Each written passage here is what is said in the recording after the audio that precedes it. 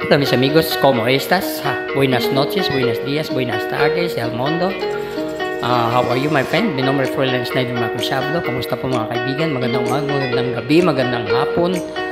Good evening, good morning, good afternoon to all over the world. This is Froilan Snyder Macusablo. You know my friend, just this weekend I went to the market, in Imus Market, to buy some vegetable and fruits. And I check out the price. It's very cheap. Napakamura po mga kaibigan. Akala ko mahal ngayon kasi when I went to the supermarket, napakataas ang presyo. Grabe.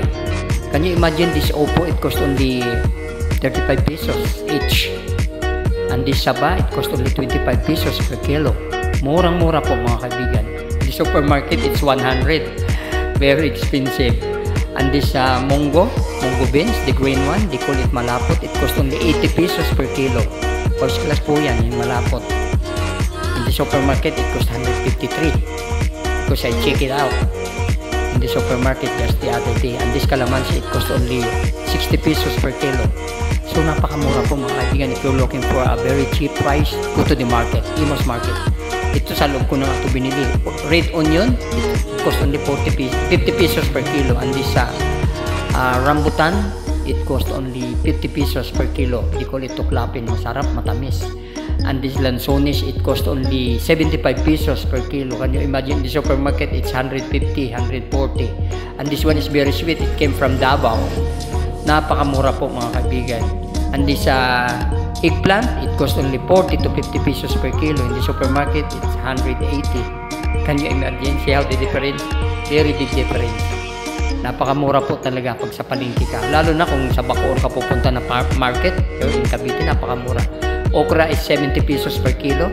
And this squash, kalabasa, 20 pesos each. 35 pesos per kilo. And that ginger, it costs 170 per kilo. And this suha Davao, it costs 100 pesos per kilo. And the one piece is, I bought it for 70 pesos. Very sweet. And garlic is 115 per kilo. And cucumber is 60 pesos per kilo. And the cabbage, it costs 45 pesos per kilo. And the carrots is 70 pesos per kilo.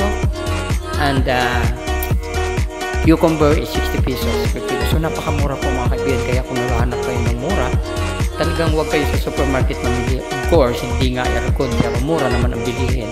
Unlike sa supermarket, almost double price. And this tatlong piraso mga paso na plastic container, alam niyo mga kaibigan, it cost only 3 pieces for 100. So napakamura. So all in all, lahat po yan na pinamili ko ay 800 pesos. Kasama na po ang pamasahe. Puro prutas lamang po at gulay ang binili ko. Hindi ako bumili ng mga isda. Ang isda doon mura din po mga kaibigan, kaya lang hindi po ako bumili. And I went there 10 o'clock already in the morning. Just yesterday, Saturday. So napakamura. Kaya kung naghahanap kayo ng mura mga kaibigan, lalo na sa Bacoor Market, sa Saputi Bacoor, napakamura ng bilihin doon. Ang mga prutas, ang mga gulay, ang mga isda, mura po doon. Kukumpara nyo sa supermarket, talagang 50% ang diferensya. Napakalaki. Double price pag sa supermarket kasi nga naman may mga binabayaran sila, kuryente, aircon, at saka mga sales lead. At ang saging na yan, latundan, it cost only 45 pesos per kilo. Can you imagine or look at that? Ang Saba, 120 sa palengke, sa supermarket. Pero dito sa amin, 40 to 50 pesos per kilo. Ang papaya, tumaas talaga ang papaya na hinog. It cost 50 pesos na in the market.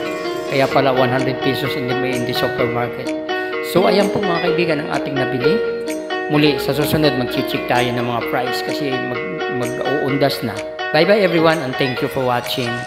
And have a good day. Again, please don't forget to subscribe, like, and share. Ipis Macusablo. Again, nagpapasalamat. Froilan Snyder Macusablo. Bye-bye everyone. God bless and keep safe. Bye-bye. See you next week. We'll go to the market again and check the price.